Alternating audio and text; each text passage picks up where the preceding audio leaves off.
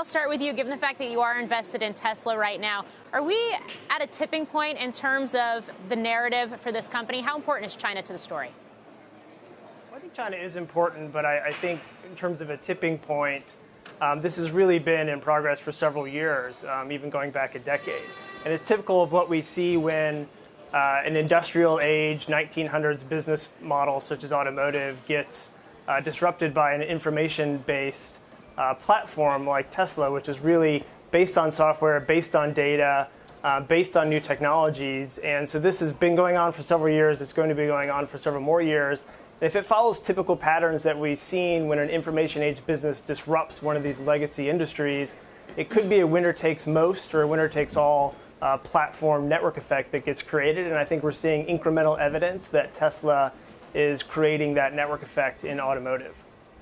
Yeah, Paul, I think the other thing that's really noteworthy here is that this Shanghai factory makes Tesla the first foreign auto brand with full ownership of its China operation. How much of an advantage is that for Tesla in a market like China? I think it's a terrific advantage, and I think the timing around the announcement and all things associated with this are just very, very positive for Tesla. I will note that I'm going to make a point never to dance on CNBC. I think you guys are a pretty tough crowd. I don't know. Pretty tough crowd. I don't know. We've been dancing all morning. And I agree with Eunice's comment. If I'd calculated the impact on my net worth from launching China, I'd probably be dancing too. But I go back. I agree with Brad's comments here. This is a classic case of a disruptor. I've had I think probably 6 years ago I bought my first Tesla. I drove here in a Tesla X. I remember taking my kids to school and they looked around the parking lot and a quarter of the cars were Teslas because of course we're here in the Silicon Valley. But that was 5 years ago, and now what's happening is that whole concept is spreading across the world. This new set of consumers are looking for something sustainable, and they're also looking for something that I think Brad touched on. When you drive a Tesla, particularly the new Model X, you're basically driving a very comfortable, very elegant, high-end computer. And this set of consumers, that's what they're looking for. And I think what they had happen here is they caught their competition in the U.S. just dead flat-footed. I don't think it's quite going to be the same in China, which is, I think, is another topic for us. But nonetheless, terrific day for Tesla and well-deserved because they've innovated with a product that many of us really love.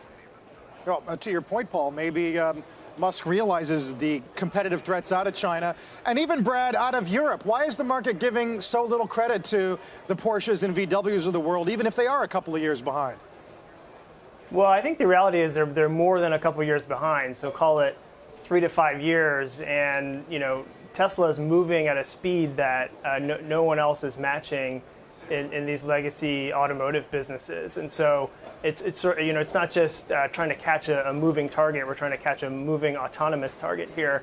And the amount of skills they need to add in electric vehicle batteries, drivetrain, data, autonomous software, user interface, and all this is going to get more and more complicated, and more network effects are going to be created around the data advantage that the early mover has, such as with Tesla, with the supercharger network. Who knows how far, how much further ahead they'll be 5 years from now.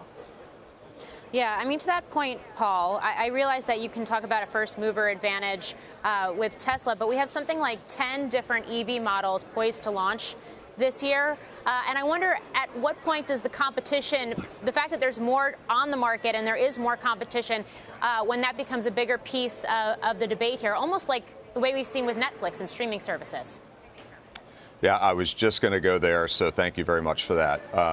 If I look back at Foundation being involved in Netflix starting back in 1998, what we were backing was a disruptor, somebody that was going to try to take over the existing marketplace. We see this at a company I advise, Mach 49, across the board in terms of what we're seeing on this innovation front. And I think the comparison is apt. In that case, their existing competitors, they had 15 media companies that were kind of dead asleep. Brad made the comment, the other players, there are a dozen areas, there are probably 100 areas that they've got to really raise their game around ergonomics, around telematics, around AI, around autonomous driving, all these other different pieces. And many of them have been working on it, some of them, quite furiously in the background. But the challenge is when you give away, that first mover advantage in a market like this, it's very, very difficult to catch up. And what you tend to see is what you saw with Netflix, which is a new leader who emerges. And as long as they don't stumble, they can find a way to make it a lasting advantage. I will say, though, that if I were to bet on where the competition is going to come from, it's going to come from China.